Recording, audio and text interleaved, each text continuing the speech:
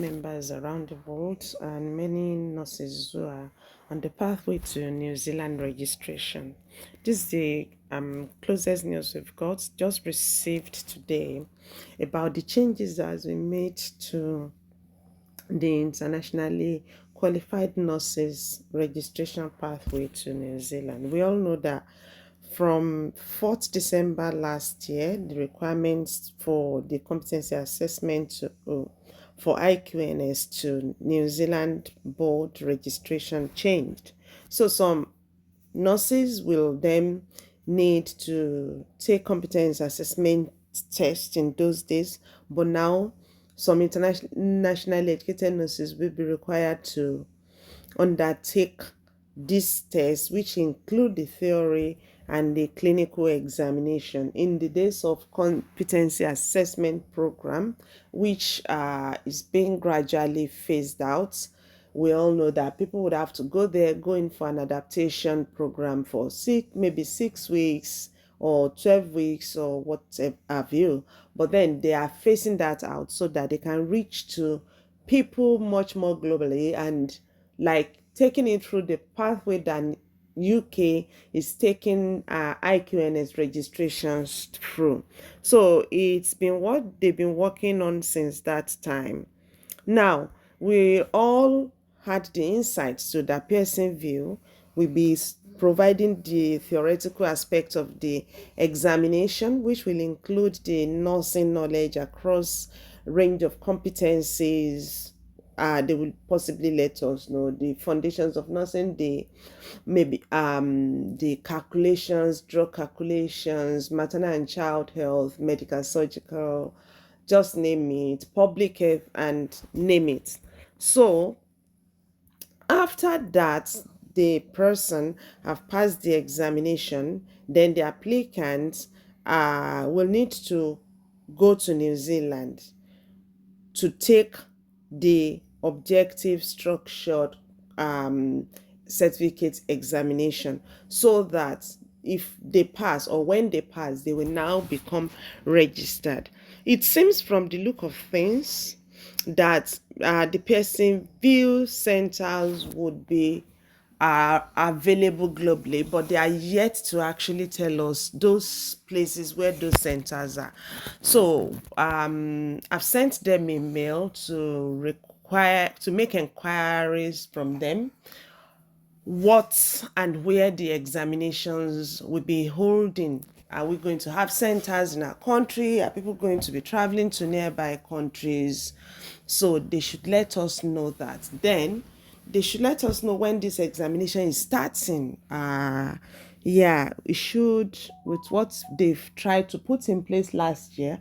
We have been expecting that the conduction of CBT examinations would have been ongoing by now, but then it's never too late, because at least they are working on something and they are updating the people, which is very much reasonable. So that's another part of it. Then this OSCE will be taking place in this mod simulation and assessment center in Christchurch. They did say it's been contracted to provide it's been contracted to these people, this team, to work on to provide the orientation and preparation course and clinical examination. So you have your orientation there, you have the preparatory programs, trainings needed there, and then you will have the clinical examination there. And the simulation center is purpose designed for regulatory clinical examination. So we are hopeful that things will start taking shape. So let's see the process that IQNS will take. So if you are internationally qualified nurse and you are practicing with a current practicing certificate in Australia, you can go through the Trans-Tasmania Mutual Recognition pathway to do your verification. If you are not registered in Australia, you know the pathway we've talked so much about, all these things, but you know there are some beautiful changes that came to it. Identity, you supply your means of identification. Current registration held in the last 10 years. So before, it used to be in the last 5 years, so it possibly had limited some people that could possibly would have loved to go into this. Is I think all the changes they've made so far are quite positive. We just hope that there will be centers for us to write the examinations close by, and the cost implication will not be jaw-breaking, because it's a big deal to really invest so big into CGFNS process of the registration, and then to start investing into this again. And you still need to plan your trip to you need to plan your trip to New Zealand. You will need to apply for visa. You need to get accommodation where you're going to stay. What I don't know yet is whether that mod simulation center will have something like hotel that people will have to book into, or maybe it will be like a an hostel, like the university hostel. So I'm not sure what it will look like, but I do believe they've possibly made all needed arrangements to make people comfortable. So I am not saying practically that people are going to rent houses or they are going to pay for hostels. Maybe those monies will be included in the OSCE fee. We don't know yet. So when they make it clearer, I've actually sent them a mail asking them questions. Where are the centers around? When is the exam even kickstarting? And how often will they be writing OSCE? How often will they be conducting OSCE? Is this something that will be year round? Is this something that will be all day, like Mondays to Fridays, and there will be examiners there all time long? So all those questions, they need to supply us answers. I think it will be a beautiful process when you have finished. And before, you have to have 2005 hours of post registration nursing experience, but these days it should be 2500, which I believe it's very, very reasonable. So yeah, you can apply to become registered nurse here. Let's assume this is the process you are taking, and all these issues will be there. Then we move to this competence assessment. Some nurses will be required to undergo competence assessment. Find out if you might require a competence assessment here. If you need a competence assessment, find out what that means here. And you cannot apply directly to council, as CGFNS must first verify your documents. I believe many of us have idea that CGFNS is the first person to verify the evidences. Now, if you might require a competence assessment, let's see what it comes around with. It's a self-assessment tool. If you have registered in Australia, this is the pathway you are going to take. I am currently registered with an authority, overseas regulatory authority.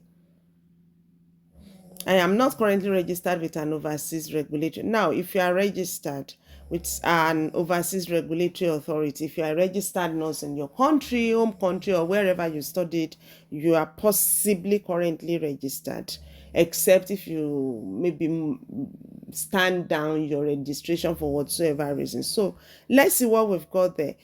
So my nursing education, where you were trained, was completed in any of these countries. You click on this, but because we are talking of other places, not completed in USA, UK, Ireland, Singapore, British Columbia, or Ontario provinces, then you click on this.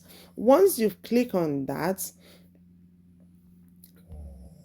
that is, I have an overseas nursing qualification, such as a diploma, not a degree or higher that led to overseas nursing registration. This is you if you've possibly not studied bachelor's. So if you haven't studied bachelor's, but you have completed at least 1,800 hours of work experience as a registered nurse, then click on this. The answers you have given indicate that your nursing qualification must be assessed by nursing council assessors to confirm if it meets the standard for educational equivalence before you may be eligible. If the qualification is not equivalent to the New Zealand prescribed qualifications and does not meet our standard by nursing council assessors, then it is unlikely you will be eligible for registration as a registered nurse, but you may be able to register or to be registered as an enrolled nurse. I believe many of those who have followed us on our platform know that we do talk about enrolled nurses, registered nurses. If you're an enrolled nurses, you don't have first degree, or you have just diploma and you don't have any other specialty. Some people have been able, after they've assessed them, they've waded through that river, and even with their diploma, they've been granted registration as registered nurses. Maybe looking at their years of experiences, where they've practiced, the skills they set, they possess, and all those things. But I would just encourage that put all the skill sets and the continuous professional development you've engaged yourself in into this project whenever you are doing it. If you do it, it might be very much easier for them to see you through this light of registered nurse than enrolled nurse, but because they will be assessing you. So put yourself in the best position that anyone that wants to reach out to you or anyone that wants to assess you will be able to assess you based on that, because you'll not be there to defend yourself. Someone is picturing you from what you've printed out about yourself. Now, that is that. But if they can't see that you measure up to be treated as a registered nurse, then they bring you in as an enrolled nurse. So that is the first part of it. Now, you can start this assessment again. Let's now say that you are saying that I am not currently registered with an overseas regulatory authority. You may not be eligible to register in New Zealand. So for anyone, because there are people who do come to us and they tell us that they are nurses, and they will tell you how much they've been trained, who are trained them. You understand, there are some people that are mimicking nursing. I don't know whether they are imposters, but some people just want to be nurses without going to schools of nursing or going to the universities to study nursing. So if you are any of these, just know that you are not suitable for registration in New Zealand. That is it. So don't stress yourself. There will be a time it might be your time, but this particular one is not what you should go into. Now let's start this assessment again. I am currently registered with an overseas regulatory authority.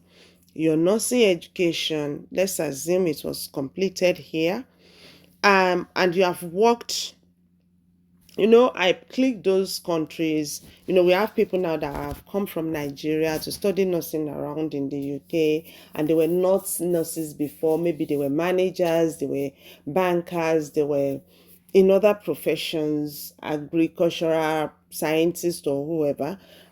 But you're not in the UK studying nursing, or you finished and you have worked 1,800 hours. I've worked as a registered nurse for at least 1,800 hours in one of the following: USA, all these ones. Then you click on it.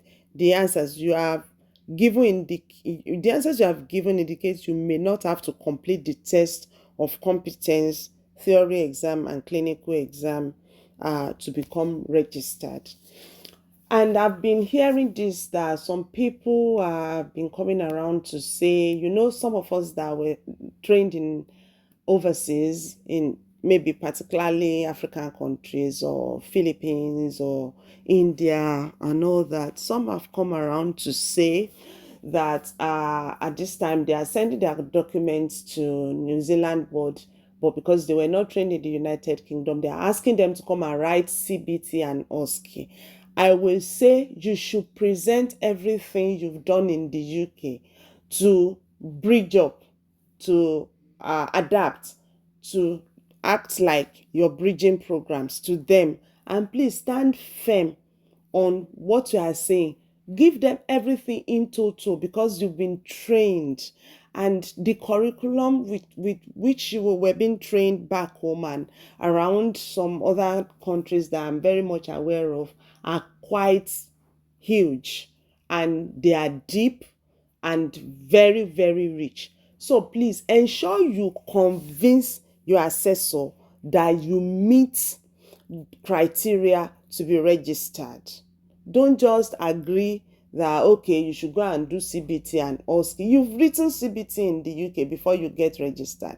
You've passed OSCE. I doubt if the CBT and OSCE they will bring up will be much different, if there will be differences at all. So you should be able to negotiate the journey with that assessor. It's not you being rude, but it is being subtly not green for anybody at that point in time, and being tactically using the no green to help you get your registration. So that is that. And if you are saying that you have not worked as a registered nurse for at least 1,800 hours in any of this country, there are things you can click through. Let's see.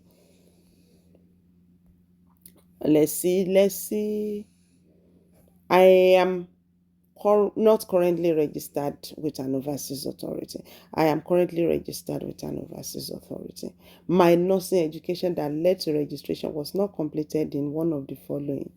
So I have current registration in one of the following, and because you were not trained but you have a current registration and you have a bachelor's, you have completed 1,800 hours as a registered nurse in one of these countries, the answers you have given indicates you may not have to complete. So for those people who are saying they've been asking them to complete trainings, you can see what I was saying.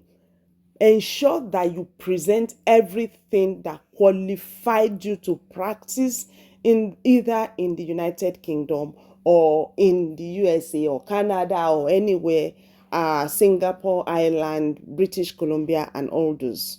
Otherwise, you may just end up not getting this green tick that you are qualified to practice in New Zealand without completing the OSCE and CBT. Okay?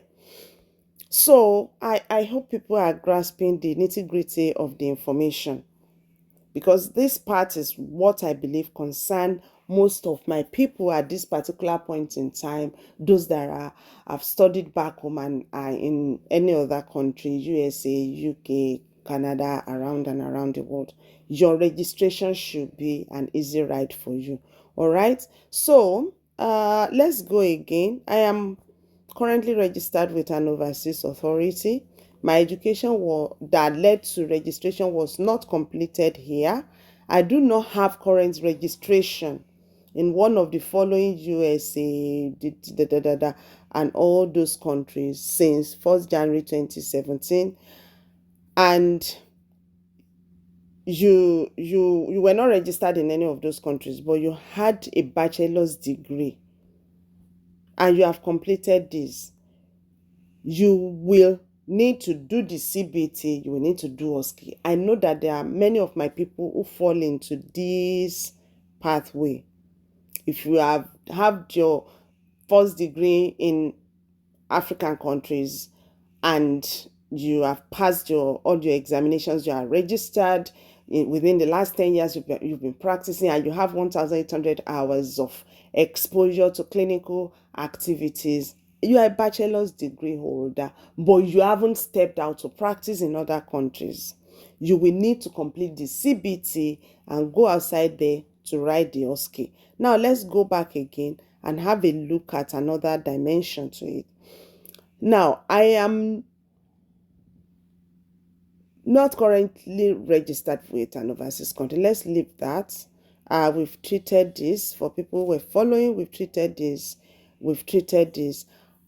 But now let's assume that you've gained that registration overseas, but you have not worked as a registered nurse for at least 108 hours in overseas country, and you don't have bachelor's.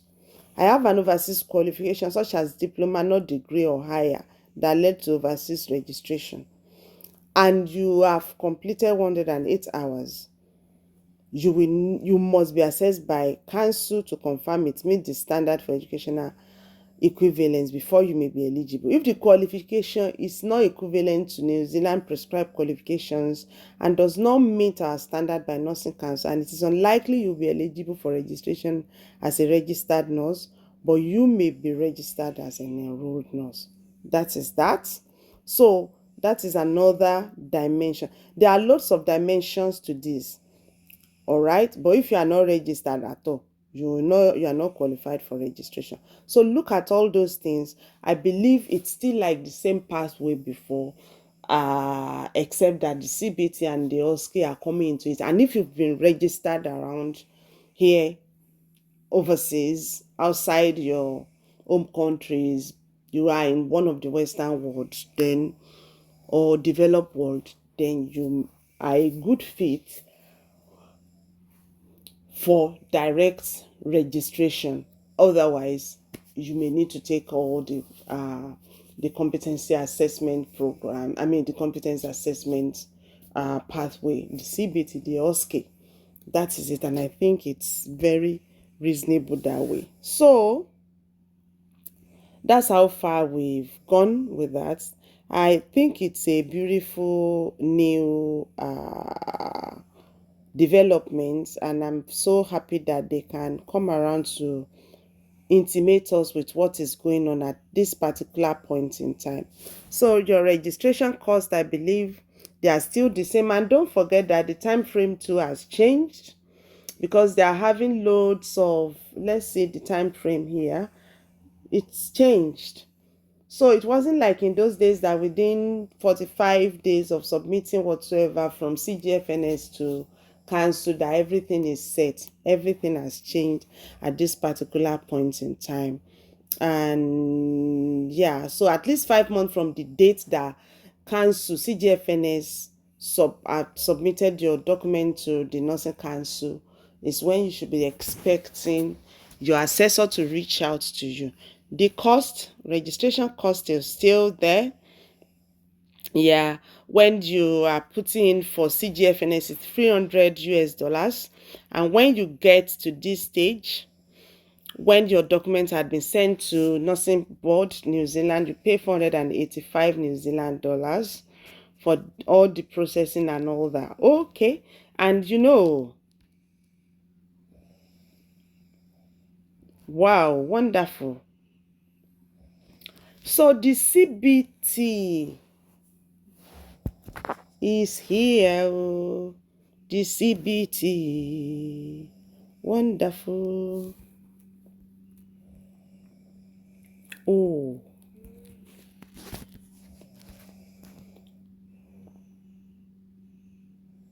So the CBT, the part A, is 140 New Zealand dollars. Part A and part B is 140 New Zealand dollars. Not bad. So medication safety and part B will be nursing knowledge. Medication safety, these guys don't joke with the medication safety. And if you want to receipt part A medication safety, it will be 32 New Zealand dollars. If you want to receipt part B, it will be 108 New Zealand dollars. And the OSCE, orientation and preparation course, is 500 New Zealand dollars. The real OSCE gangan is 3,000 New Zealand dollars. If you are receiving the OSCE, it's 3,000 New Zealand dollars. That's huge.